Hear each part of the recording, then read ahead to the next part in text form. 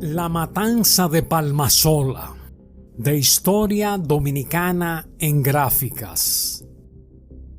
Pasadas las elecciones del 20 de diciembre de 1962, ganadas arrolladoramente por el profesor Juan Bosch, candidato del Partido Revolucionario Dominicano, el poder represivo del Consejo de Estado, encabezado por Rafael F. Bonelli, y lastimado por la derrota sufrida por su favorito, Viriato Fiallo, de la Unión Cívica Nacional, probablemente encontró el momento de hacer un ajuste de cuentas, pendiente con un movimiento mesiánico que empezó a resurgir en los campos de San Juan de la Maguana, tan pronto los vientos de libertad comenzaron a soplar en el país tras la decapitación de la dictadura de Rafael Leónidas Trujillo Molina el 30 de mayo de 1961.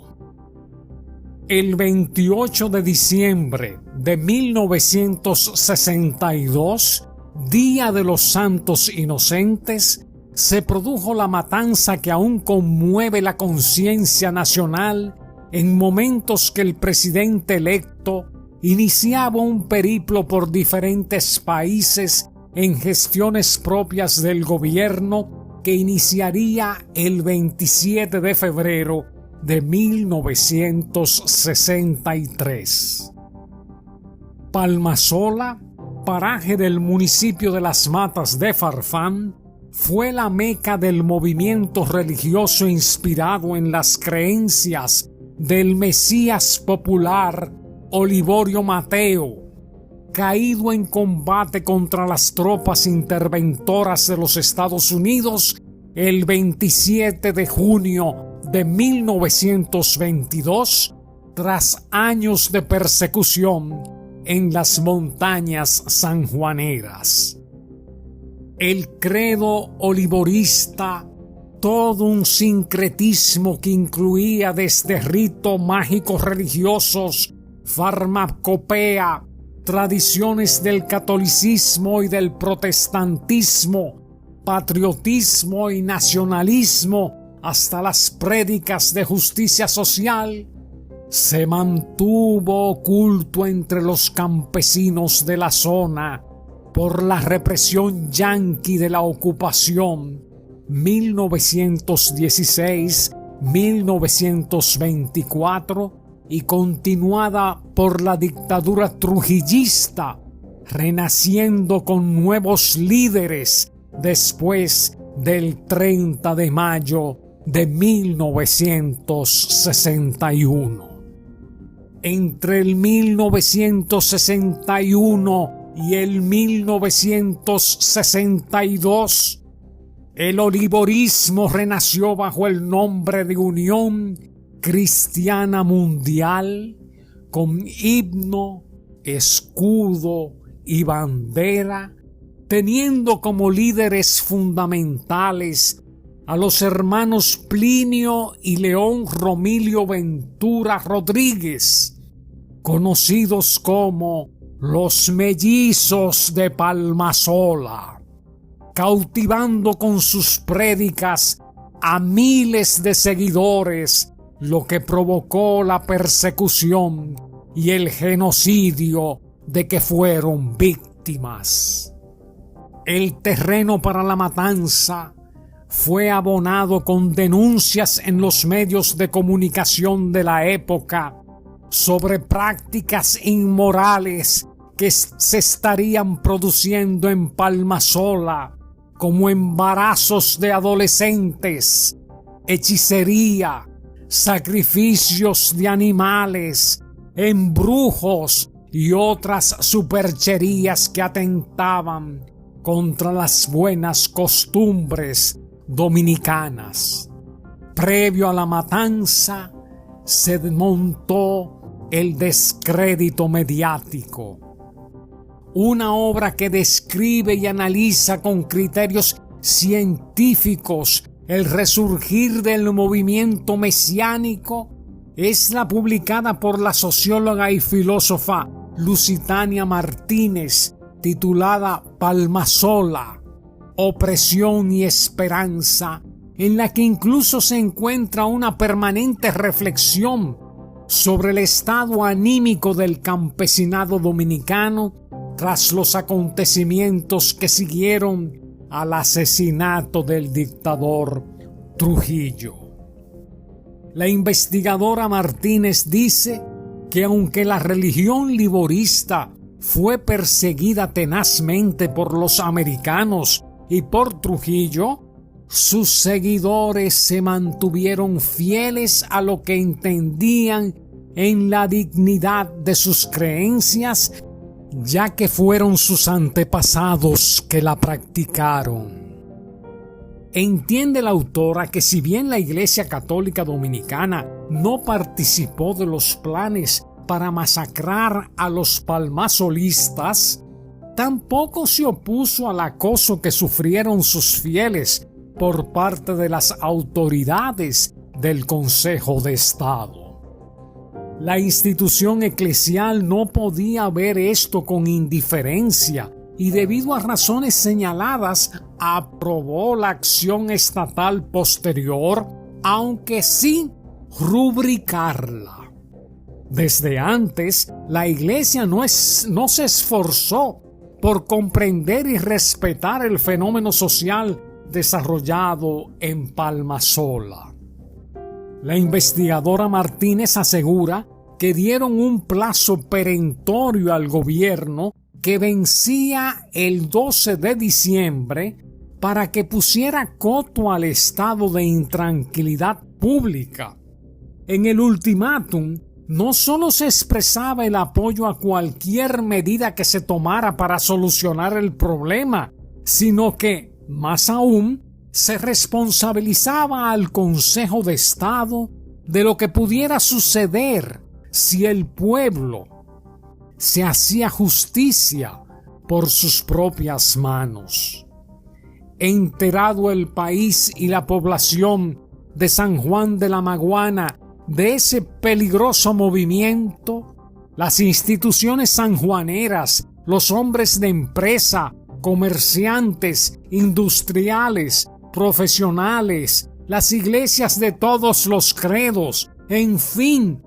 todas las organizaciones públicas y privadas levantaron su voz de protesta y presionaron al gobierno nacional y local para que reprimiera ese foco de superchería que amenazaba con perturbar la paz del país, destaca la investigadora Martínez.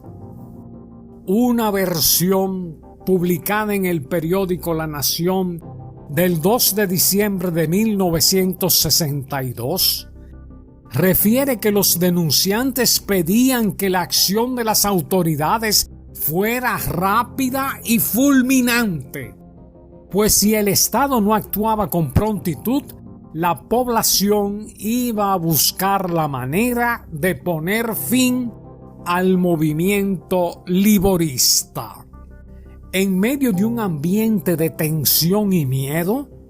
el general Miguel F. Rodríguez Reyes fue agredido y asesinado a golpes, hecho que provocó un intenso tiroteo entre soldados y campesinos que dejó un saldo de cientos de muertos y heridos y las viviendas de la zona incendiadas. La excusa pública anunciada en los periódicos fue la muerte del general Rodríguez Reyes, que a pesar de haber servido al régimen trujillista, se perfilaba como el hombre de confianza del seguro ganador de las elecciones de diciembre de 1962, profesor Juan Bosch, quien le tenía asegurada la posición de ministro de las Fuerzas Armadas. Sin embargo, no era bien visto ni por los entrometidos asesores norteamericanos ni por sus serviles criollos, los oligarcas agrupados en la Unión Cívica Nacional, que los representaba políticamente. Así pues, los mellizos de Palmasola y sus movimientos religioso popular fueron acusados de haber matado al general Rodríguez Reyes, componente de la Unión Cívica Nacional que representaba a los ricos oligarcas del país de pensamiento político atrasado y quienes querían a toda costa ser los herederos de Trujillo para mantener sus privilegios, pero ya sin Trujillo en el poder. Entre los heridos de gravedad se encontraba el coronel del Ejército Nacional, Francisco Alberto Camaño Deñó, quien dirigía las operaciones militares al mando del general Miguel Rodríguez Reyes. También resultó muerto Plinio, uno de los mellizos Ventura Rodríguez, líderes del movimiento olivorista. El periodista Santiago Estrella Veloz, quien estuvo en la zona como reportero de La Nación, recuerda que las autoridades civiles y militares optaron por aplicar tácticas dilatorias, tomando en cuenta que se encontraban en la víspera de las elecciones del 20 de diciembre y que cualquier medida drástica podría empañar un proceso que era seguido por todo el mundo. Se cerraron los caminos que llevaban al centro de Palmasola y las demás ramificaciones del culto. Se prohibió portar armas blancas debido a los rumores de que los olivoristas las usaban frecuentemente, refiere Martínez. Se había publicado la versión de que los fieles de Olivorio Mateo habían repartido puñales entre sus gentes y que estaban transportando centenares de campesinos en camiones rumbo a Palmasola, entonando un estribillo que decía: no mandará Viriato ni Juan Bosch, mandará Plinio Ventura por obra de Dios. El Mesías sobreviviente, don León Romilio Ventura Rodríguez, negó la versión de que tuvieran proclamas políticas, de que armaran a sus feligreses y de que fueran partidarios de Trujillo, como también se les acusó. Don León Romilio, el mellizo, como le conoce el pueblo, dijo no explicarse cómo pudieron acusar el movimiento de trujillista si precisamente fueron víctimas de la dictadura que le mató a sus ascendientes y dispersó la familia, hasta el punto de que la noche del magnicidio fue motivo de celebración. Testimonio de Roberto Casá, director del Archivo General de la Nación, sobre la cantidad de muertos de Palmasola.